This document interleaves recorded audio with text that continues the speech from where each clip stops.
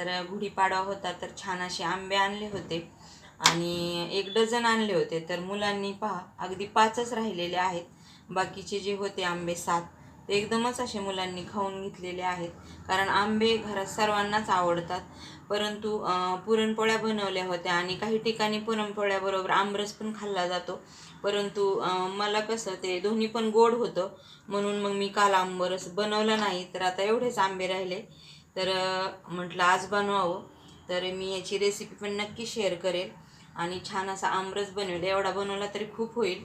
आणि उन्हाळ्यामध्ये आमरस खाणं म्हणजे खूप छान, कारण आंब्यामध्ये थोडासा म्हणजे आमरसामध्ये थोडासा थंडावा असतो आणि फळांचा राजा म्हटलं की आंबा, आणि तो आपल्याला उन्हाळ्यामध्येच मिळतो. तर अशा पद्धतीने